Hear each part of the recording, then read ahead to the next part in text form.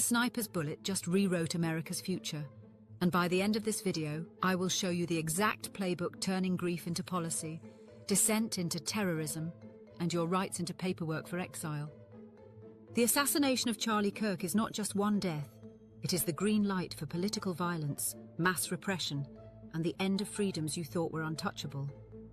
What is at stake is your speech, your movement, your neighbor's safety, and your reflection in the mirror. Welcome to the progressive wave. Truth, resistance, no compromise.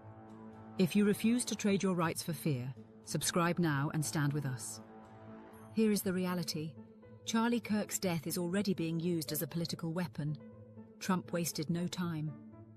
He declared the radical left directly responsible for what he calls terrorism and promised to hunt each and every one who contributed. Not just individuals, but organizations, universities, advocacy groups, even journalists. That means dissent itself is being marked for elimination. And if you think you're safe, ask yourself, have you self-censored at work or school this year? Comment not anymore if you know you have. This is not security, this is exile with a rubber stamp. Bills are already circulating to revoke passports and strip citizenship. No trial, only designation. And designation travels. No free institutions, no free people. When institutions kneel, people crawl. And yet the same leaders who cheer this crackdown bow at foreign altars. Literally, as American politicians are marched to the Western Wall in Jerusalem for their humiliation ritual. Do you really believe this is about protecting America? Or is it about enforcing silence on behalf of a foreign apartheid state? Would you ever trade a right for safety? 3 words. Tell me which right. The fracture is even deeper. Kirk himself had begun to break ranks with the lobby that built him. He dared to host debates on Zionism, dared to question billionaires pulling the strings, dared to voice disgust at genocide in Gaza. His donors raged. Netanyahu himself reportedly offered him a massive infusion of money to return to the fold. He refused. Days later, a sniper's bullet struck his neck.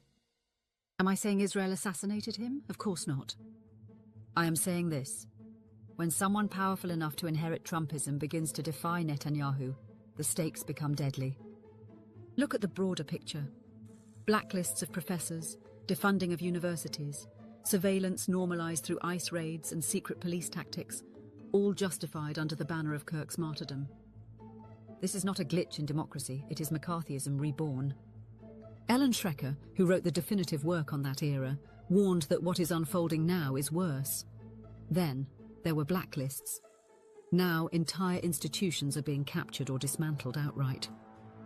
Your silence is their business model, and they are selling it with a strategy of tension. Fear creates compliance. Vigilante violence against Muslims, LGBTQ people, immigrants, and people of color is not a bug, it is the feature. Every clash, every assassination, every staged panic drives people into the arms of the surveillance state. That is how the Italian years of lead played out, where intelligence agencies seeded violence to herd the public into obedience. History is whispering the warning again. Will we listen? If you want this scene beyond our bubble, hit like now. It pushes this through the walls. Here's the part they will not say out loud. Fear is a business model. Flood the zone with truth. Platforms bow to pressure. Be the pressure. Use your platforms to amplify the survivors, the silenced professors, the students branded as enemies for demanding human rights.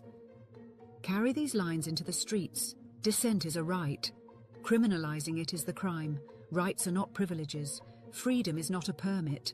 Never again means everyone, or never again is a lie. What one policy should your union, school, or workplace adopt this month? Name it in one short line. So here is the choice. You can let grief become the justification for repression. Or you can insist that freedom of speech is not a bargaining chip, that dissent is not terrorism, and that no foreign lobby has the right to dictate your future.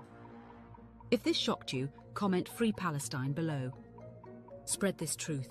Your share might spark the change. Tap like to push it further. Subscribe to the Progressive Wave so you never stand alone. This is the strategy of tension.